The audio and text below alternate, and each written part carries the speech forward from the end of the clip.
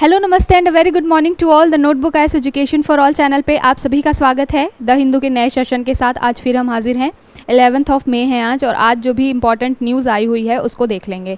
Saturday है, बहुत ज़्यादा अच्छे न्यूज़ भी नहीं आए हैं और बहुत अच्छे एडिटोरियल्स भी नहीं आए हैं। आज एक दो ही एडिटोरियल आया हुआ है जो कि बहुत ज़्यादा काम का नहीं है, बहुत अच्छे उसमें चीज़ें नहीं मेंशन है, इसलिए मैंने उसको शामिल नहीं किया है। वेस्ट ऑफ टाइम नहीं होना चाहिए यहाँ पे। लेकिन आज हमने एडिटोरियल की जगह पे बहुत यूज़फुल एक चीज़ रखी है, वो क्या है? Previous year questions. मैं हमेशा जैसे बोलती हूँ कि आपको हर टॉपिक जब भी आप पढ़ाई करते हैं तो आपको प्रीवियस ईयर क्वेश्चंस को देखते रहना चाहिए, सो दैट आपको एक आइडिया मिलता है कि आपको किस डायरेक्शन में तैयारी करनी है। तो अब कुछ बच्चे देखते होंगे, उन चीज़ों को फॉलो करते होंगे जो बताया जाता है, लेकिन कुछ बच्चे ऐसे होंगे जिनको आलस आता होगा, वो नहीं करते होंगे फॉलो।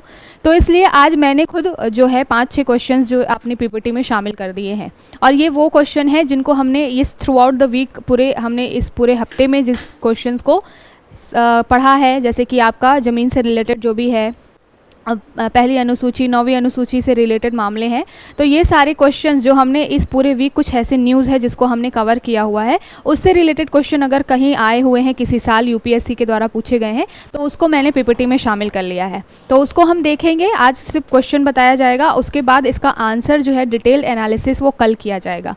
इसका रीज़न ये है कि आज जो है मैं क्वेश्चन बता दूंगी, उसके बाद आपको खुद से जा करके क्या करना है, थोड़ी सी रिसर्च करनी है उस टॉपिक पे, उस क्वेश्चन पे। अगर आप खुद से सर्च करते हैं तो वो चीज़ें लॉन्ग टर्म मेमोरी आपके दिमाग में वो रह जाती है ना। तो जो भी क्वेश्चन होंगे, कुछ क्वेश्चन ऐसे होंगे जो आपने अगर डेली फॉलो किया है सेशन को, तो आपको कुछ क्वेश्चन ऐसे होंगे जिसके आंसर मिल जाएंगे, खुद ब खुद आप आंसर तक पहुंच जाएंगे। कुछ क्वेश्चन थोड़े ट्रिकी होंगे जिसके लिए थोड़ी रिसर्च करने की ज़रूरत होगी। तो आप आज रिसर्च करिएगा, कल हम इसको जितने भी क्वेश्चन हैं, 5 या 6 क्वेश्चन हैं, उसको हम क्या करेंगे, अच्छे से एनालाइज करेंगे कि उसका आंसर क्या होगा, और फिर एलेबोरेट भी करेंगे ईच एंड एवरी ऑप्शंस को। ऐसा नहीं है कि सिर्फ आंसर तक पहुँच के बाकी ऑप्शंस को छोड़ दिए हमने, ऐसा नहीं करना है। क्यों? क्योंकि कई बार ऐसा होता है कि एक साल पूछा हुआ क्वेश्चन, उसमें जो भी स्टेटमेंट होते हैं, जो भी ऑप्शंस होते हैं, वो सेकंड या फिर अगले साल क्या होता है, नेक्स्ट ईयर वो चीज़ रिपीट हो जाती है। तो कई बार ऑप्शन से भी चीज़ें आपके लिए बन जाती है, और फिर नेक्स्ट कभी एग्ज़ाम होता है तो उसमें पूछ लिया जाता है। तो हम ईच एंड एवरी ऑप्शन को भी ध्यान से देखेंगे और उसको अच्छे से समझेंगे। तो आई होप आपको समझ में आ गया होगा कि आज की प्लानिंग क्या है हमारी। सबसे पहले हम अपना एडिटोरियल का जो आर्टिकल्स आए हैं उसको हम हाईलाइट देख लेते हैं, उसके बाद हम उसके इन डिटेल चर्चा करेंगे। तो चलिए सबसे पहले देखते हैं कि आज के इम्पॉर्टेंट हाइलाइट्स क्या हैं। पहली बात तो ये सबसे ज़्यादा खुशी की लहर दिल्ली वासियों के लिए, क्योंकि उनके प्यारे चीफ मिनिस्टर जो हैं वो छूट करके आ गए हैं। अरविंद केजरीवाल जी को अभी एंटरिम बेल मिल गई है। ये 1 जून तक के लिए मिली है, बिल्कुल क्लीन चिट नहीं मिली है अभी इनको, लेकिन 1 जून तक एटलीस्ट फॉर 23 डेज़ के लिए अराउंड इनको क्या मिल गई है, एंटरिम बेल मिल गई है। और ये बेल इसलिए दी गई है क्योंकि अभी इलेक्शन का टाइम है, तो यहाँ पर कैंपेनिंग वगैरह करने के लिए इनको एक लेवल प्लेइंग फील्ड मिले। ऐसा ना हो कि बाद में केजरीवाल जी खुद जा कर के एक पिटीशन डाल दें कि भाई डेमोक्रेसी का ब्रीच हो रहा है यहाँ पे, और मुझे लड़ने के लिए कुछ दिया ही नहीं गया, मुझे माहौल ही नहीं दिया गया, मुझे अवसर ही नहीं दिया गया कि मैं जनता तक अपनी बात पहुँचा सकूँ। तो इन सारी चीज़ों से बचने के लिए कोर्ट ने क्या किया है कि कोर्ट ने पहले ही एंटरिम बेल दे दी है केजरीवाल जी को कि भैया जाओ अपनी कैंपेनिंग करो, जनता से वोट मांगो, जनता अगर आपको वोट दे दे तो ठीक है, अच्छी बात है। तो फर्स्ट हाईलाइट क्या है, interim bail is granted based on facts. तो बेस्ड ऑन फैक्ट्स कहने का ये मतलब है कि सुप्रीम कोर्ट और ईडी के बीच में बहुत ही टसल चला। आगे देखेंगे कम से कम 3 जो आर्टिकल्स हैं वो केवल और केवल केजरीवाल जी की बेल से रिलेटेड है। अलग अलग मामले हैं, अलग अलग तरीके की चीज़ें एड्रेस की गई है। ईडी ने कुछ अपने पक्ष रखे हैं, फिर सुप्रीम कोर्ट ने अपने कुछ पक्ष रखे हैं, तो सारी चीज़ों को हम देखेंगे। तो ये पहली हाईलाइट है। दूसरी हाईलाइट क्या है, no restriction on political activities. तो ये जो है, ये भी जो है सुप्रीम कोर्ट की वर्डिक्ट है, जो कि केजरीवाल जी के केस से ही रिलेटेड है। इसमें बोला गया है कि पॉलिटिकल एक्टिविस्ट जो होते हैं उनके ऊपर में एक्टिविटीज़ जो है, जो केजरीवाल की पॉलिटिकल एक्टिविटीज़ पे कोई भी सैंक्शन या कोई भी रिस्ट्रिक्शन नहीं लगाया जाएगा। सिर्फ और सिर्फ उनको एज अ सीएम काम करने से रोका गया है, उनकी जो कार्यालय है, सचिवालय है, वहाँ पे जाने से उनको रोका गया है। But as a political activist वो क्या कर सकते हैं, अपनी कैंपेनिंग कर सकते हैं, रैलियाँ कर सकते हैं और लोगों से वोट मांग सकते हैं। तो देखेंगे हम कि किन किन चीज़ों के लिए उनको मनाही है और क्या क्या काम वो कर सकते हैं अभी जो ये एंटरिम बेल वाला जो इनका पूरा टेन्योर है उसमें। अगली हाईलाइट क्या है, SC grants interim bail to Kejriwal till June 1। तो मैंने बोला ना, 3 जो एडिटोरियल हैं, 3 जो आर्टिकल्स हैं, वो केवल और केवल सुप्रीम कोर्ट की जो भी जजमेंट आई हुई है केजरीवाल से रिलेटेड, उससे लेकर के है। और तीनों ही जजमेंट में अलग अलग चीज़ें, अलग अलग इश्यूज़ को एड्रेस किया गया है। जैसे कि ED ने बोला था कि कुछ ऐसे मामले होते हैं जहां पर ऐसे व्यक्तियों को बिल्कुल डेमोक्रेसी का खतरा मान करके काम नहीं करना चाहिए। और जो हमारा RPA एक्ट है 1951 का, इसमें भी बोला गया है कि जो राइट टू वोट है वो कोई ऐसा नहीं है कि फंडामेंटल राइट है और इनको देना ही देना है। तो इस तरीके के कुछ अपनी बातें ED ने रखी है और उसके ऊपर जो है कुछ अपनी प्रीवियस टाइम में जो जजमेंट लिए गए हैं कोर्ट के द्वारा, उसको रेफरेंस देते हुए सुप्रीम कोर्ट ने भी अपनी कुछ बातें रखी और उसके बाद इंटरिम बेल दी गई। तो क्या है पूरा मुद्दा, थोड़ा सा समझ लेंगे सो दैट आपको एक क्लियरिटी मिल जाए कि किन बेसिस पे इनको छोड़ा गया है। ठीक है, अगली हाईलाइट क्या है, government notifies act for armed forces control. तो अभी जो है आर्म्ड फोर्सेस जो है हमारे यहाँ की, वहाँ पर उनके लिए कुछ नए रूल्स, नए एक्ट बनाए गए हैं। तो हम देखेंगे प्रीवियस जो हिस्ट्री क्या रही है उसकी, किस तरीके से हमारी वायुसेना, थल सेना, जल सेना किस तरीके से किस एक्ट के तहत काम करती है, और अभी जो नए जो आर्म्ड फोर्स से रिलेटेड जो भी एक्ट बन रहे हैं उनमें क्या चीज़ें मेंशन की गई है, क्या उनमें ऐसे प्रोग्रेसिव स्टेप लिए गए हैं। तो यहाँ से एक क्वेश्चन बन सकता है आपके लिए, तो हम इसको देखेंगे। अगली न्यूज़ क्या है, health ministry issues norms for confirming heat related death.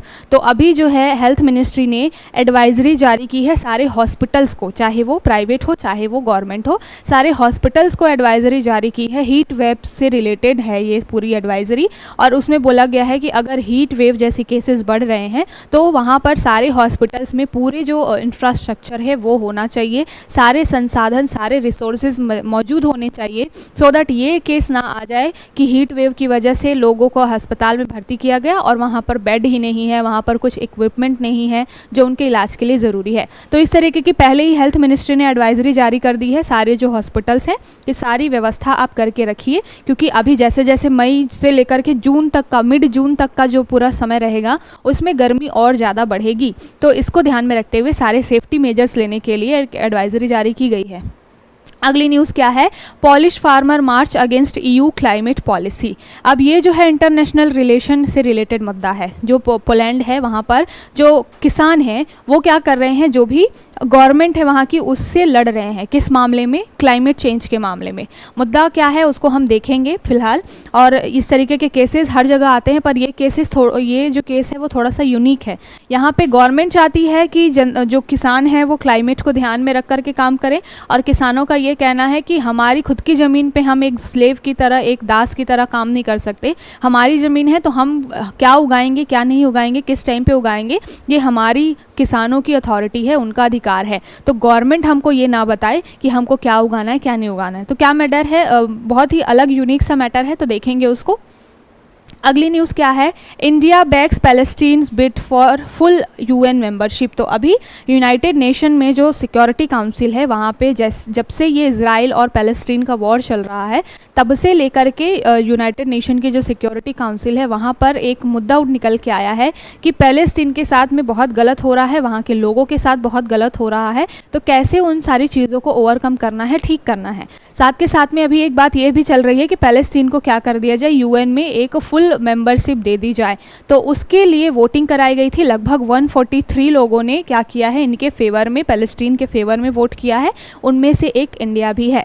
तो देख लेंगे हम। अब यहाँ पर क्या होता है, इंडिया के संबंध इजराइल के साथ भी अच्छे हैं, इंडिया के संबंध पैलेस्टीन के साथ भी अच्छे हैं। लेकिन अगर पैलेस्टीन का सपोर्ट इंडिया ने कर दिया तो इजराइल के ऊपर और इंडिया के रिलेशन के ऊपर क्या इम्पैक्ट पड़ेगा। तो ये सारी चीज़ों को समझने के लिए थोड़ा सा हमें ज़रूरी है कि हम बैकग्राउंड में जाएँ, हिस्ट्री में जाएँ और देखें कि किस तरीके से हमारे इजराइल के साथ और पैलेस्टीन के साथ, दोनों के साथ संबंध किस तरीके से इस्टेब्लिश हुए हैं और क्या संभावनाएं हैं आगे उसको किस तरीके से ले जाने की। तो देखेंगे इसको। अगली न्यूज़ क्या है, chasm between Biden and Netanyahu widens Israel vows to continue war. अब ये जो है इंटरनेशनल रिलेशन से रिलेटेड मुद्दा है, लेकिन हमारे लिए एक जनरल अवेयरनेस के लिए ज़रूरी है।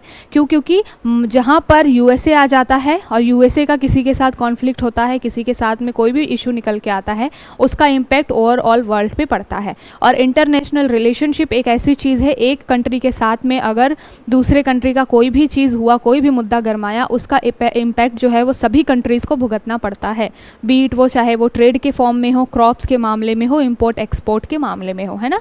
तो अभी बात की गई है कि बाइडेन ने बोला था नेतन्याहू जी को कि भैया वॉर को रोक दो, जो आप पीछे पड़े हुए हो। इजराइल के जो ये पीएम है नेतन्याहू, बेंजामिन नेतन्याहू, तो इनको बोला था कि आप वॉर रोक दो, अब बहुत हो गया। लेकिन जो नेतन्याहू है वो रुकने का नाम नहीं ले रहे हैं। इस वजह से इन दोनों के रिलेशन में थोड़ी सी उतार चढ़ाव आ रही है।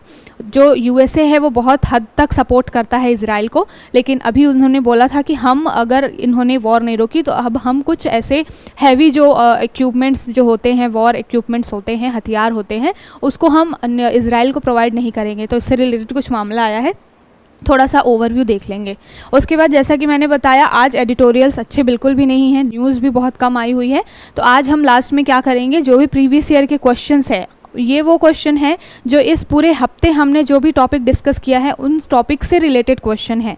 तो आपका एक क्विक रिवीजन भी होता चलेगा, हफ्ते दर हफ्ते जो भी हम चीज़ें टॉपिक्स जो पढ़ेंगे उसके जो भी PYQ हैं, जो भी प्रीवियस ईयर क्वेश्चंस हैं, उसका आपका एक रिवीजन भी होता रहेगा। तो कल जब मैं इसको एक्सप्लेन करूँगी, आज मैं क्वेश्चन बताऊँगी, उसके आपको आंसर देने हैं, थोड़ी रिसर्च करनी है। कल जब मैं इसको एक्सप्लेन करूँगी तो पूरा आपका ये हफ्ता जो आपने जो भी टॉपिक डिस्कस किए हैं हमारे साथ में, वो सारा आपका रिवाइज हो जाएगा, ठीक है। तो ये रही हाईलाइट। अब चलते हैं, सबसे पहले शुरू करते हैं पहली न्यूज़ के साथ। पहली न्यूज़ क्या है, interim bail is granted based on facts. तो यहाँ पर बात की गई है, जैसा मैंने बताया कि सुप्रीम कोर्ट ने क्या किया है, केजरीवाल जी को बेल दे दी है। और सुप्रीम कोर्ट ने किन फैक्ट्स के आधार पर बेल दी है। पहली बात तो ये कि लीकर मामले में अभी तक केजरीवाल के लिए कोई भी ऐसे सबूत निकल के नहीं आए हैं जिसमें ये प्रूफ हो पाए कि केजरीवाल इसमें क्या है, एक तरीके से अपराधी हैं। अभी तक सिर्फ सबूत इकट्ठे किए जा रहे हैं, आरोप प्रत्यारोप चल रहा है, हियरिंग चल रही है। दूसरी बात यह है कि जो हमारा एक डेमोक्रेसी का पिलर होता है ना, डेमोक्रेसी में जो एक चीज़ होती है कि हर इंसान को, हर व्यक्ति को चुनाव लड़ने का और वोट देने का एक अधिकार होना चाहिए, है ना, बेसिक राइट होना चाहिए। और जब केजरीवाल जी जब तक इनके ऊपर कोई मामला लागू नहीं होता, मतलब कि कोई मामला अभी प्रूफ नहीं हुआ है, तब तक अभी ये क्या है, क्रिमिनल की कैटेगरी में इनको नहीं लाया जा सकता। साथ के साथ में जो कोर्ट ने बोला है कि जो CRPC का हमारे यहाँ प्रोविज़न है, CRPC है, क्रिमिनल प्रोसीजर कोड है जो हमारा पुराना, उसमें एंटरिम बेल को वेल डिफाइंड नहीं किया गया है। अगर उसमें डेफिनेशन को बहुत अच्छे से डिफाइन कर दिया जाता कि बिल्कुल इन आधारों पर ही आप बेल दे सकते हैं और इन आधारों पर बेल नहीं दे सकते हैं, तब तो हम उनके अकॉर्डिंग देख करके काम कर लेते। और अगर कोई भी आधार नहीं होता, कोई भी बेस नहीं होता, तो केजरीवाल को हम बिल्कुल भी बेल नहीं देते, उनको जेल के अंदर ही रखते। लेकिन CRPC का जो एंटरिम बेल का डेफिनेशन है वो क्लियर नहीं है, क्लियरली मेंशन नहीं है कि एंटरिम बेल जो है किस बेसिस पे दी जाएगी। इसलिए हम अपना चीज़ों को ध्यान में रखते हुए, डेमोक्रेसी को ध्यान में रखते हुए हम क्या कर रहे हैं, केजरीवाल जी को बेल दे रहे हैं। तो इससे रिलेटेड एक ये मुद्दा निकल के आया। उसके बाद में एक दूसरा जो है, ED ने एलिगेशन लगाया। ED ने बोला कि जो रिप्रेजेंटेशन ऑफ पीपल्स एक्ट है 1951 का, यहाँ पर जो चीज़ें हैं वो किन के लिए आती हैं, जो पॉलिटिकल लीडर्स होते हैं उनके लिए। एक होता है रिप्रेजेंटेशन ऑफ पीपल्स एक्ट 1950 का, मैंने इसको पहले भी बताया हुआ है कि जो 50 होता है, जनता पहले आती है। तो रिप्रेजेंटेशन ऑफ पीपल्स एक्ट 1950 जो है, इसमें जनता के लिए जो प्रोविजंस हैं कि जनता को कैसे वोट देना है, क्या एज लिमिट होगी, क्या क्राइटेरिया होगा, इस तरीके के। लेकिन जो रिप्रेजेंटेशन ऑफ पीपल्स एक्ट 1951 का है, उसमें किसी पॉलिटिकल लीडर के लिए, यानी कि जो भी नेता है, प्रतिनिधि है, सांसद वगैरह है, उनके लिए यहाँ पर प्रोविजंस है। इनमें बहुत सारी चीज़ें हैं कि एक नेता है, एक पॉलिटिकल लीडर है, उसको किस तरीके से व्यवहार करना है, क्या क्या उसके राइट हैं, बोलने का अधिकार है कि नहीं, सारी चीज़ें इसमें मेंशन है, ठीक है। तो ED ने इसका रेफरेंस देते हुए बोला है कि इसमें ऐसा प्रोविज़न नहीं किया गया है कि बिल्कुल किसी को वोटिंग के लिए देना ही देना है, आपको मतलब आधार देना ही देना है। और इसमें भी कोई चीज़ ऐसी मेंशन नहीं है कि डेमोक्रेसी ब्रीच हो रही है अगर किसी व्यक्ति को इलेक्शन के लिए कैंपेनिंग करने ना दिया जाए, इस तरीके के प्रोविज़न्स इसमें मेंशन नहीं है। तो ED ने अपना एक पक्ष रखा कोर्ट के सामने, ठीक है।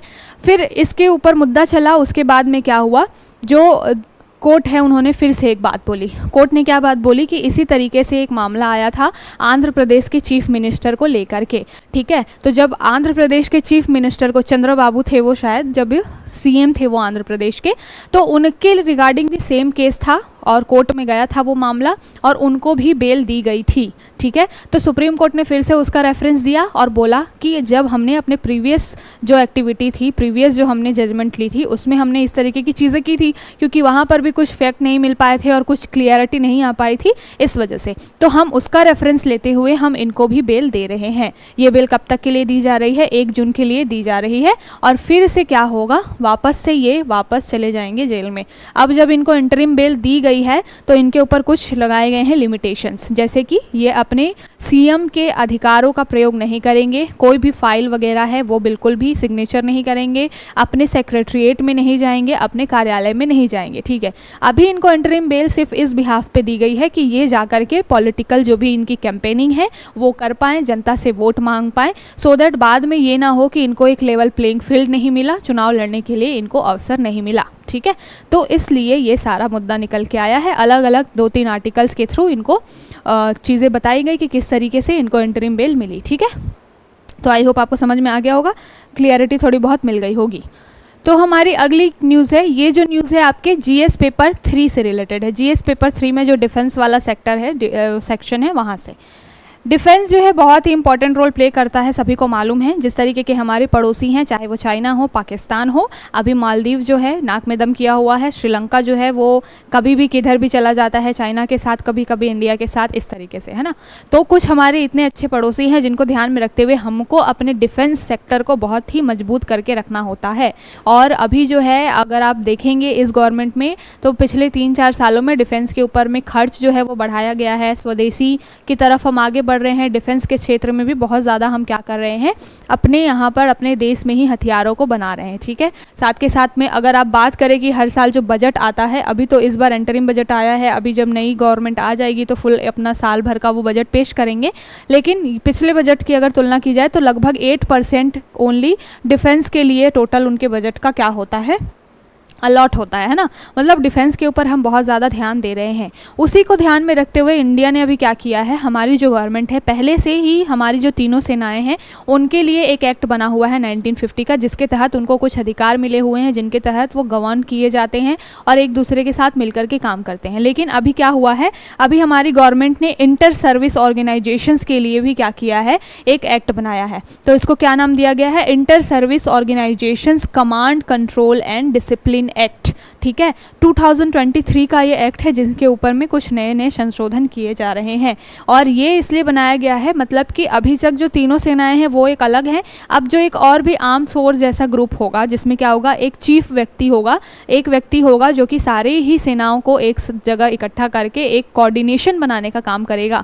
तो इसके लिए ये बनाया गया है inter service organisations command control and discipline act, ठीक है। इसके नाम में ही है कि कमांड का कंट्रोल, साथ के साथ डिसिप्लिन, यानी कि ये जो ऑफिसर्स होंगे उनको किस तरीके से व्यवहार करना है, किस तरीके से आचरण करना है, इनसे रिलेटेड भी चीज़ें आई हैं। कई बार आपने देखा होगा, 1-2 न्यूज़ आई हुई है 2-3 साल पहले, किसी सेना के ही किसी सैनिक ने एक वीडियो डाला था जिसमें उसने बताया था कि हमारे को खाना ढंग से नहीं मिल रहा है, रहने के लिए हमारे पास व्यवस्थाएं नहीं है। तो इस तरीके का जो एक्शन होता है उससे क्या होता है, पूरी देश की सेना के ऊपर एक क्वेश्चन मार्क लग जाता है। तो इस तरीके के आचरण को रोकने के लिए और एक डिसिप्लिन को मेंटेन करने के लिए भी इस तरीके के जो एक्ट है वो बनाए जाते हैं, ठीक। तो डिफेंस से रिलेटेड जब मामला आए कि डिफेंस में अगर आपसे पूछा जाए कि क्या वे फॉरवर्ड इंडिया ले रही है, किस तरीके से वो अपने डिफेंस को और मजबूत कर रही है, तब आप वहाँ पर इन तरीके के एग्जाम्पल्स को कोट कर सकते हैं, ठीक है। तो ये न्यूज़ है। अब हम देख लेते हैं कि इसमें क्या प्रोविजंस हैं और पहले किस तरीके से काम होता था और अब क्या नई चीज़ें इसमें जोड़ी गई हैं, क्योंकि क्वेश्चन आपके यहीं से बनेगा, ठीक। तो सबसे पहले मैंने बताया कि 1950 का एक्ट है जिसमें सेना जो है, मतलब कि नौसेना, वायुसेना के कर्मियों को क्या किया जाता है, इस एक्ट के तहत रेगुलेट किया जाता है या इस एक्ट के तहत वो अपना काम करते हैं।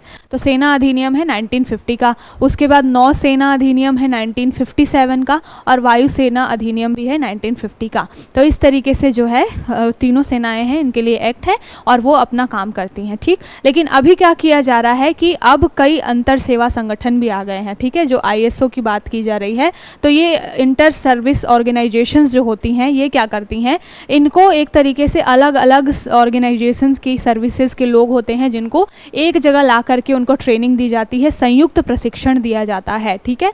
और यहाँ पर बस एक ही चीज़ होती है, मुद्दा यही होता है कि कभी भी कोई इमरजेंसी लाइक कंडीशन आए तो सारे ऑफिसर, सारी सेनाएं क्या हो, इस तरीके से वेल ट्रेंड हो कि वो एक बेटर कोऑर्डिनेशन के साथ काम कर सकें, सो दैट कभी भी इमरजेंसी वाली स्थिति आए तो हम पैनिक ना करें और इंडिया बिल्कुल ये सोच के चले कि कोई दिक्कत नहीं है, हमारे पास इस तरीके की ट्रेनिंग है कि हम आने वाली किसी भी जो भी समस्या है उसको हम बिल्कुल अच्छे से टैकल कर लेंगे, ठीक है। तो इसीलिए ये इंटर सर्विस ऑर्गेनाइजेशन यानी कि ISO को बनाया गया है और अभी इसके लिए एक्ट वगैरह में बार बार संशोधन किया जा रहा है, ठीक है। और इसमें बात क्या की गई है कि वर्तमान में अंतर सेवा संगठनों के कमांडर इन चीफ या फिर ऑफिसर इन कमांड होते हैं, जिनके बारे में बात की कि एक व्यक्ति होता है जो सारी चीज़ें क्या करता है, कमांड करके रखता है, उसको कहते हैं कमांडर इन चीफ या फिर ऑफिसर इन कमांड, ठीक है। और यही काम क्या करता है, सभी कर्मियों के अनुशासन किस तरीके से उनमें लाना है, किस तरीके से उनको ट्रेनिंग देनी है, किस तरीके से कोऑर्डिनेशन बना के चलना है, वो काम करता है, ठीक है।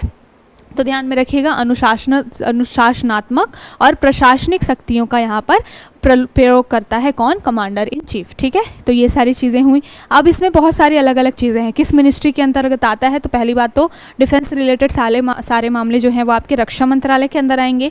ये एक्ट कब आया था, तो एक विधेयक पेश किया गया था मार्च 2023 में, ठीक है। फिर उसमें क्या हुआ कि जांच की गई उस रिपोर्ट के बारे में, फिर अप्रैल 2023 में जो स्थायी कमेटी बनी और स्थायी कमेटी ने इन सारी चीज़ों को, रक्षा से संबंधित एक स्थायी कमेटी बनी, कमेटी ने क्या किया, इन सारी चीज़ों को इवेल्युएट किया कि जो रिपोर्ट आई है उसमें चीज़ें ठीक है नहीं है। उसके बाद से इस तरीके के एक्ट बनाने के लिए क्या हुए, काम अपने शुरू हुए। और उसके बाद कमांडर इन चीफ और ऑफिसर इन कमांड को ऐसे संगठनों में सेवारत जितने भी कर्मी हैं उनके क्या है, अनुशासनात्मक गतिविधियों को एक तरीके से कंट्रोल करने के लिए या फिर कोऑर्डिनेशन बनाने के लिए कमांडर इन चीफ को चुना गया, ठीक है। तो इसी में अब थोड़ा सा संशोधन किया गया है। और ये जो ISO हैं अभी फ़िलहाल कहाँ कहाँ पर काम करते हैं, तो मौजूदा अगर आप देखेंगे इस समय में कहाँ कहाँ गठित हैं, तो अंडमान निकोबार वाले कमान में ये ISO आते हैं, रक्षा अंतरिक्ष एजेंसी वहाँ पर भी, साथ के साथ में राष्ट्रीय रक्षा अकादमी। तो इन 3 सेक्शंस में ये जो ISO हैं वो मिल करके काम करते हैं, ठीक है। और केंद्र सरकार का ये संयुक्त सेवा कमान है, एक तरीके से आप कह सकते हैं, जिसमें सभी सर्विसेज के लोग आकर के एक साथ कोऑर्डिनेशन बना करके काम करते हैं, ठीक है। फिर उसमें बहुत सारी चीज़ें दी गई हैं। कमांडर इन चीफ कौन हो सकता है ये बताया गया है, जो कि नियमित सेना में एक जनरल अधिकारी या फिर ब्रिगेडियर के पोस्ट से ऊपर का कोई अधिकारी हो, यानी ब्रिगेडियर के रैंक से ऊपर का कोई अधिकारी है जो कि रेगुलर अभी सेना में है, उस व्यक्ति को कमांडर इन चीफ बनाया जा सकता है, ठीक। उसके बाद है नौसेना का ध्वज अधिकारी, ठीक है, जिसको बोलते हैं एडमिरल या फिर एडमिरल जनरल। तो उससे ऊपर या फिर वो व्यक्ति है उसको भी कमांडर इन चीफ बनाया जा सकता है। और वायुसेना में जो ग्रुप कैप्टन के पद से ऊपर कोई व्यक्ति है तो उसको भी कमांडर इन चीफ बनाया जा सकता है। मतलब ऐसा नहीं है कि किसी एक सेना के व्यक्ति को ही कमांडर इन चीफ बनाया जाएगा, तीनों सेनाओं में जो भी ये पद दिए गए हैं, जैसे आपको नियमित जो हमारी आर्मी है उसमें बात की जाए तो ब्रिगेडियर से ऊपर की पोस्ट, नौसेना में एडमिरल और एडमिरल जनरल जैसे पोस्ट होते हैं तो वहाँ पर उनसे ऊपर कोई व्यक्ति है उसको ले लिया जाएगा। वायुसेना में ग्रुप कैप्टन जैसे टर्म्स होते हैं तो वहाँ से ऐसे व्यक्तियों को ले लिया जाएगा, ठीक है। तो इस तरीके से इनमें से किसी एक व्यक्ति को चुन लिया जाएगा कमांडर इन चीफ, जो कि क्या काम करेंगे, मिल करके कोऑर्डिनेशन बनाने का काम करेंगे, ठीक है। तो आई होप समझ में आ गया होगा आपको कि क्या न्यूज़ है। और जब भी डिफेंस से रिलेटेड कोई मामला आए तो वहाँ पर आप इस तरीके के आंसर को कोट कर सकते हैं, एग्जाम्पल्स को कोट कर सकते हैं, सो दैट ये लगेगा कि आप करंट से वाकिफ़ हैं और क्या चल रहा है देश में, किस तरीके से हमारी गवर्नमेंट डिफेंस को मजबूत करने के लिए आगे बढ़ रही है, इस दिशा में आपकी नॉलेज है, ये इससे पता चलता है, ठीक। अब चलते हैं हमारी अगली न्यूज़ की तरफ। अगली न्यूज़ क्या है, health ministry issues norms for confirming heat related deaths.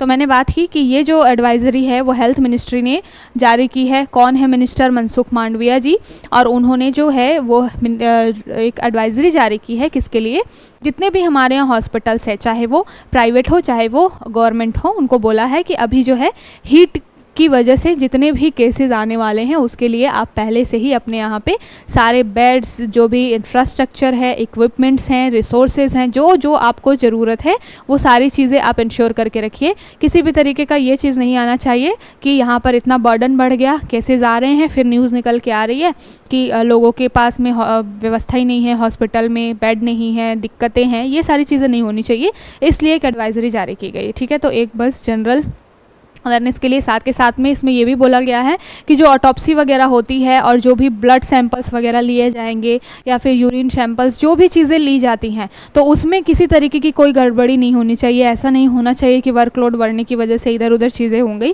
मतलब कि अपनी सारी चीज़ें व्यवस्थित करके रख लेनी है सारे हॉस्पिटल्स को इसके रिगार्डिंग। तो हीट वेव के रिगार्डिंग जो है या फिर हीट से होने वाली डेथ के रिगार्डिंग ये एडवाइजरी हेल्थ मिनिस्ट्री ने जारी की है।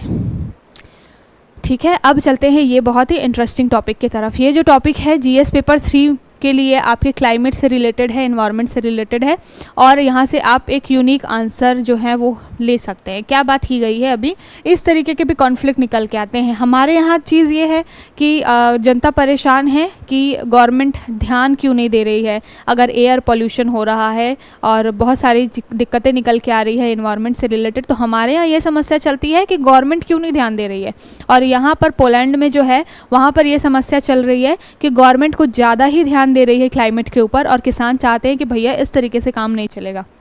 बहुत इंटरेस्टिंग सा मुद्दा है। क्या है कि जो पोलैंड की जो गवर्नमेंट है, जो कि ईयू के अंदर एक सब यूरोपियन यूनियन बना हुआ है, जहाँ पर बहुत सारे यूरोपियन कंट्रीज़ क्या करते हैं, वो उनको यूरोपियन यूनियन को ही अपना एक तरीके से मेन मान करके सारे काम करते हैं। ठीक है, तो ईयू ने जब यूरोपियन यूनियन ने क्लाइमेट पॉलिसी बनाई तो उसमें चीज़ें क्या थी, वो पोलैंड पर भी लागू हो रही थी, पोलिश जो फार्मर्स हैं, जो किसान हैं, उनके ऊपर भी लागू हो रही थी। पॉलिसी क्या थी, उसमें चीज़ें ये मेंशन की गई थी कि अब किसानों को गवर्नमेंट बताएगी कि किस समय में उनको किस अनाज को उगाना है, क्लाइमेट को ध्यान में रखते हुए। ठीक है, जैसे कि होता है कि हमारे यहाँ पे ऐसा बोला जा रहा है कि अगर स्टेबल बर्निंग बहुत ज़्यादा हो रही है, जो कि गेहूँ से निकलने वाली जो पराली जिसको बोलते हैं, तो कुछ ऐसे मेजर्स लिए जा रहे हैं जिस तरीके से धान गेहूँ की ऐसी किस्म लगाई जाए जिससे कम से कम स्टेबल्स निकले, या फिर कुछ पूषा डिकम्पोजर जैसी चीज़ें उनका यूज़ किया जाए।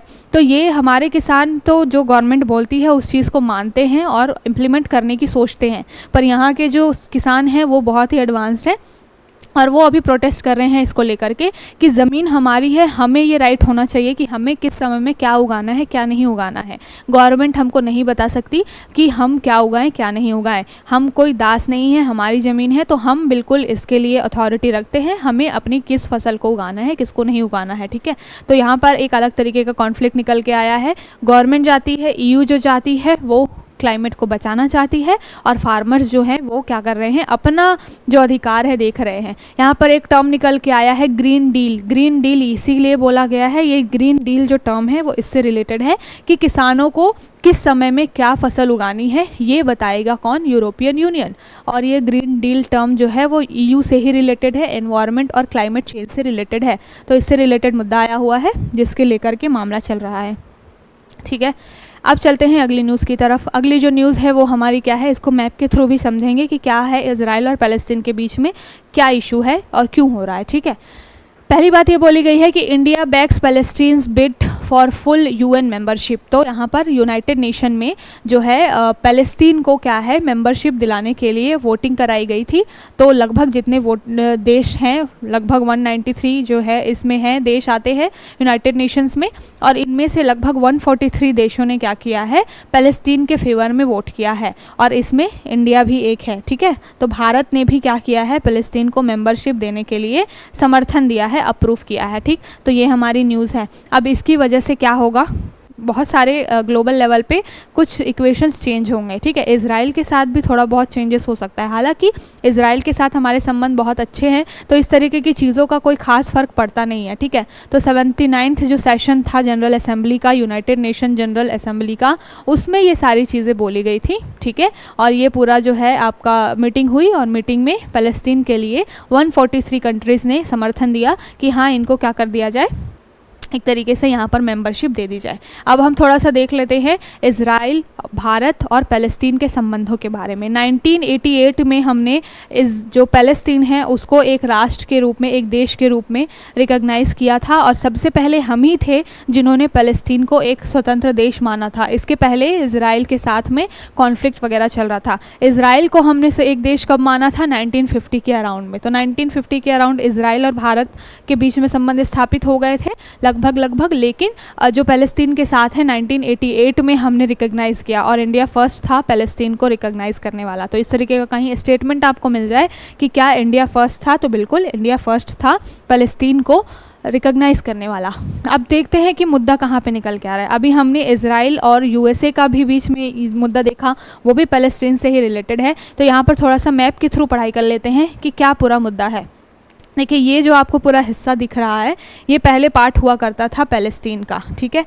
ये पूरा हिस्सा पहले फ़लस्तीन का पार्ट हुआ करता था। उसके बाद में इज़राइल में यहूदी लोग जो आए, उन्होंने धीरे धीरे इनको कैप्चर करना शुरू किया और अब ऐसा हो गया है कि जो फ़लस्तीन है वो केवल यहाँ और यहाँ तक सिमट के रह गया है, मतलब छोटे से पार्ट में सिमट के रह गया है। एक तो ये गाजा, जिसको गाजा पट्टी बोलते हैं, यहीं इसके लिए बहुत सारे कॉन्फ्लिक्ट चल रहे हैं, और दूसरा ये वेस्ट बैंक, ठीक है।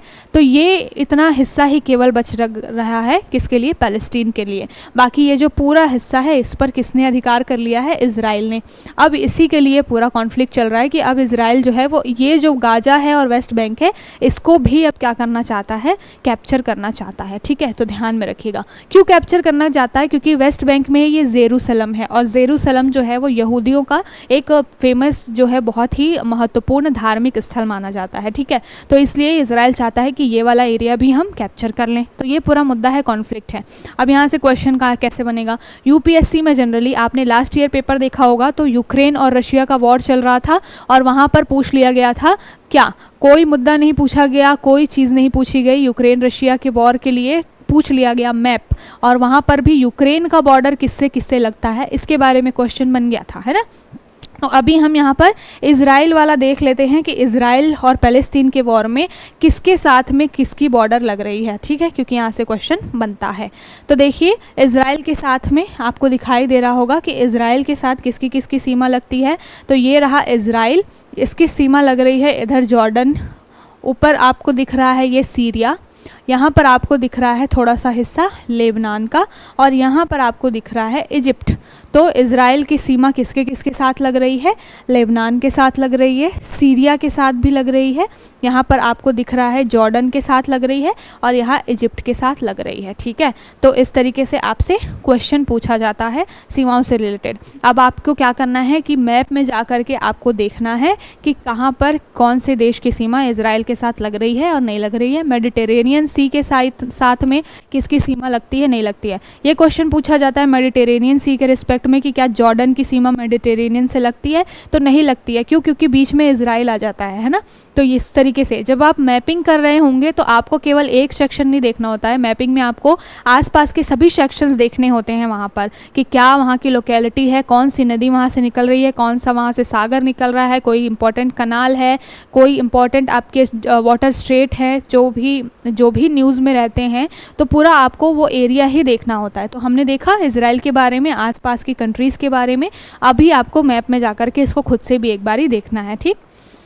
अब चलते हैं अगली चीज़ की तरफ कि हमारे क्या संबंध रहे हैं अभी तक। तो मैंने बता दिया कि एक मुंबई का जो वाणिज्य दूतावास है 1953 में हमने इज़राइल के साथ में काम धाम करना शुरू किया था। 1950 में हमने रिकॉग्नाइज़ कर लिया था, इज़राइल को मान्यता दे दी थी 1950 में, ठीक है। उसके बाद 1953 में बायलैटरल जो रिलेशन है इज़राइल के साथ आए। उसके बाद से कॉन्फ्लिक्ट होना शुरू हो गया था इज़राइल और फ़लस्तीन के बीच में। यहूदी जो थे वो लड़ रहे थे फ़लस्तीनियन से, ठीक है। तो वहाँ पर जब कॉन्फ्लिक्ट होना स्टार्ट हुआ 1982 में, लगभग 6 साल के लिए ये सारा एरिया बंद कर दिया गया।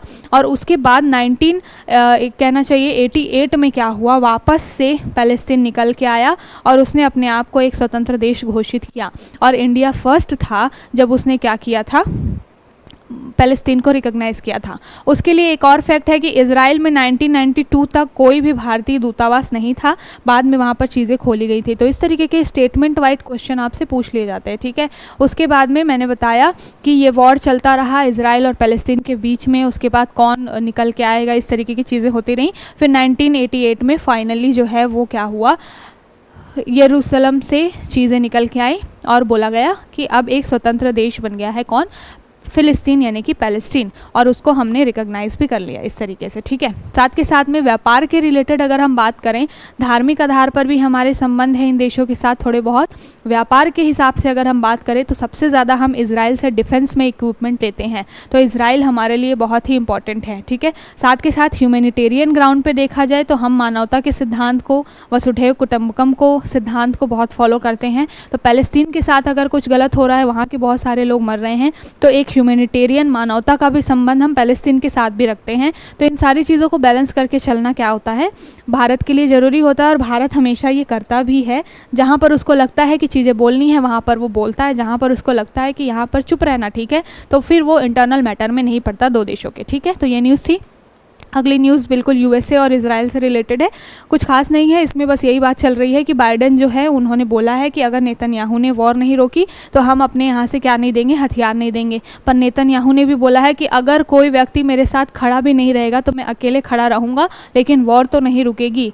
कुछ भी हो जाए, मेरे पास इतने हथियार हैं, मेरे पास इतने इक्विपमेंट्स हैं कि मैं क्या कर सकता हूँ, लड़ सकता हूँ। उन्होंने बोला है क्या, if we have to stand alone we will stand alone, यानी कि अगर हमें अकेले खड़ा रहना भी पड़ा इस युद्ध में तो हम खड़े रहेंगे अकेले। तो ये नेतन्याहू और जो बाइडेन है इनके बीच में थोड़ा कॉन्फ्लिक्ट चल रहा है, बहुत इंपॉर्टेंट, कुछ खास नहीं है। अब चलते हैं हम क्वेश्चन की तरफ। जिन क्वेश्चंस को हमने बोला था, हमने इस पूरे हफ्ते जो टॉपिक डिस्कस किए हैं, कौन कौन से टॉपिक डिस्कस किए, संपत्ति से रिलेटेड हमने मुद्दा देखा है ना, हमने 9वीं अनुसूची जो है 9th शेड्यूल है उसके बारे में भी देखा कि उसमें संशोधन किया जा सकता है कि नहीं किया जा सकता है। साथ के साथ में और भी बहुत सारे टॉपिक्स हमने देखे, ठीक है। लेकिन यहाँ पर मैंने 5-6 क्वेश्चन लगाए हैं जो बहुत ज़्यादा हाईलाइटेड रहे, क्योंकि ये संपत्ति वाला चीज़ जो था वो बहुत ज़्यादा ही न्यूज़ में रहा था। तो अब इससे रिलेटेड क्वेश्चन कर लेते हैं हम, और जो इसके आंसर होंगे उसको कल हम इन डिटेल चर्चा करेंगे। अभी आपको इसमें रिसर्च करनी है थोड़ी। कुछ क्वेश्चंस ऐसे हैं जिनको मैंने यहाँ पर करवाया हुआ है तो आप इसके आंसर तक पहुँच जाएंगे, बट कुछ क्वेश्चन ऐसे होंगे जिसमें थोड़ा सा माइंड लगाना पड़ेगा, रिसर्च करनी पड़ेगी। तो कल हम करेंगे इसको पूरा एनालाइज करेंगे, तब तक के लिए आज आपको खुद से रिसर्च करनी है, ठीक। तो पहला क्वेश्चन क्या है, पहला क्वेश्चन है भारतीय संविधान में 9वीं अनुसूची परिवर्धित हुई, मतलब कि 9th शेड्यूल जो है वो कब जोड़ा गया इंडियन कॉन्स्टिट्यूशन में। तो आपको बताना क्या है, आंसर इसमें से चुनना है। ऑप्शन ए है फर्स्ट संशोधन के द्वारा, दूसरा है 8वें संशोधन के द्वारा, तीसरा है ऑप्शन सी 9वें संशोधन के द्वारा, या फिर चौथा है ऑप्शन डी 42nd जो संशोधन हुआ था, कॉन्स्टिट्यूशन अमेंडमेंट हुआ था उसके द्वारा, ठीक है। तो आपको बताना है कि 9वीं अनुसूची जो है वो संविधान में कब जोड़ी गई है, ठीक है। ज़मीन से रिलेटेड ये मामला है, अभी हमने पूरे हफ्ते ज़मीन से रिलेटेड ही आर्टिकल डिस्कस किया है, तो आपको ये क्वेश्चन का आंसर देना है, ठीक है। 9th शेड्यूल में क्या चीज़ें हैं। उसके बाद में दूसरा क्वेश्चन क्या है, कल हमने डिस्कस किया था एनजीटी के बारे में। कल मैंने असम से रिलेटेड एक न्यूज़ बताई थी जिसमें बताया था कि सुप्रीम कोर्ट के जो मामले हैं उसमें क्या है, असम का एक एरिया है जो कि वाइल्ड लाइफ सेंचुरी के अंदर आता है, और वहाँ पे वहाँ के जो अधिकारी हैं, फॉरेस्ट जो ऑफिसर्स हैं, उन्होंने पोलिंग बूथ बना दिया था। तब एनजीटी ने इसके ऊपर अपनी वर्डिक्ट दी थी और क्वेश्चन पूछा था स्टेट गवर्नमेंट से और साथ के साथ उस ऑफिसर से कि किस बेसिस पे उन्होंने ये काम किया। तो एनजीटी के बारे में क्वेश्चन आपका आया हुआ है, देख लीजिए इसको, ये यूपीएससी का ही क्वेश्चन है प्रीवियस ईयर का, ठीक है। तो इसमें क्वेश्चन पूछा गया है, राष्ट्रीय हरित न्यायाधिकरण अधिनियम 2010 भारतीय संविधान के निम्नलिखित में से कौन से प्रावधान के अनुरूप अधिनियमित हुआ है, ठीक है। तो मैंने कल बात की थी जब मैं एनजीटी पढ़ा रही थी, तब मैंने ही बात की थी कि जो एनजीटी है वो आपके आर्टिकल 21 के अंदर आता है, ठीक है ना।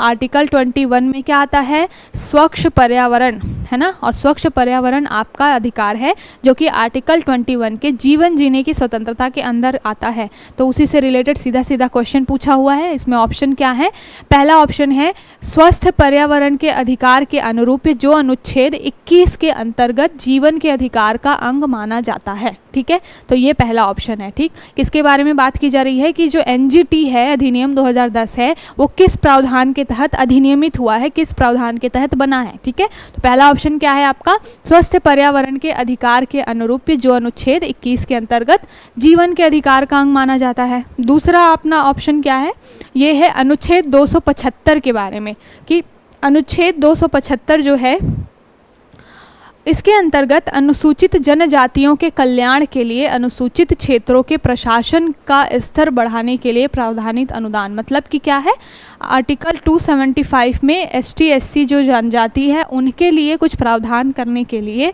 अनुदान देने के लिए बात की गई है। ठीक है, तो आपको बताना है कि इन तीनों ऑप्शन में से ऑप्शन ए सही है, ऑप्शन बी सही है, या फिर ऑप्शन सी सही है, या ऑप्शन डी सही है। ठीक, तीसरा ऑप्शन क्या है, अनुच्छेद 243A के अंतर्गत उल्लिखित ग्राम सभा की शक्तियों और कार्यों के अनुरूप निम्नलिखित कूटों के आधार पर सही उत्तर चुनिए। तो जैसा कि मैंने बताया कि कुछ क्वेश्चन ऐसे हैं जिनमें बहुत सारे मल्टीपल ऑप्शंस होते हैं, एक दो ऑप्शंस आपको पता होते हैं, बाकी दो ऑप्शन आपको मान लीजिए नहीं पता या फिर आपने डिस्कस नहीं किया, उस पर भी रिसर्च करनी है आपको, क्योंकि क्या पता अगली बार फिर से ये क्वेश्चन पूछ लिया जाए, ऑप्शन फिर से आ जाए क्वेश्चन के फॉर्म में, तो आपको इस पर रिसर्च करनी है। इसको हम कल डिस्कस करेंगे इन डिटेल। ठीक, अगला क्वेश्चन क्या है, अगला क्वेश्चन है, भारत के संविधान की किस अनुसूची के अधीन जनजातीय भूमि का खनन के लिए निजी पक्षकारों को अंतरण अकृत और शून्य घोषित किया जा सकता है। ठीक है, तो यहाँ पर बात की जा रही है किसके लिए, जनजातीय भूमि के लिए जो भी खनन होता है। खनन से रिलेटेड भी हमने एक चीज़ कर था, आर्टिकल किया था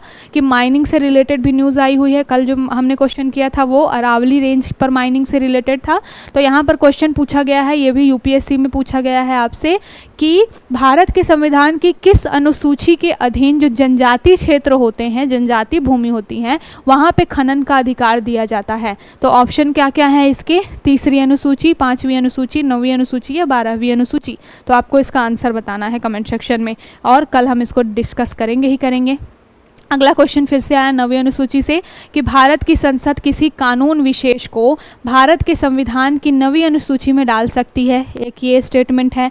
दूसरा स्टेटमेंट क्या है, 9वीं अनुसूची में डाले गए किसी कानून की वैधता का परीक्षण किसी न्यायालय के द्वारा नहीं किया जा सकता और उसके ऊपर कोई निर्णय भी नहीं किया जा सकता। तो ये दूसरा ऑप्शन है। ठीक है, अब जब मैंने 9th शेड्यूल पढ़ाया है, न्यायिक सक्रियता के बारे में बताया है और जुडिशियल रिव्यू के बारे में बताया है, तो मैंने ये सारी चीज़ें डिस्कस की है कि कौन से मामले हैं जिसके ऊपर में सुप्रीम कोर्ट रिव्यू कर सकता है या नहीं कर सकता है। तो इसका आंसर आप लोगों को देना है। स्टेटमेंट 1 बोल रहा है कि संसद किसी भी कानून को 9वीं अनुसूची में शामिल कर देगा, और अगर स्टेटमेंट 2 कह रहा है कि 9वीं अनुसूची में अगर कोई टॉपिक है वो शामिल हो गया तो फिर वहाँ पर जुडिशियल रिव्यू न्यायालय नहीं कर पाएगा। ठीक है, तो आपको बताना है दोनों में से कौन सा स्टेटमेंट सही है। ऑप्शन 1 सही है, 2 सही है, 1 और 2 दोनों सही है, या फिर दोनों में से कोई भी सही नहीं है। ठीक है, तो क्वेश्चन को ध्यान में पढ़िए और आंसर दीजिए।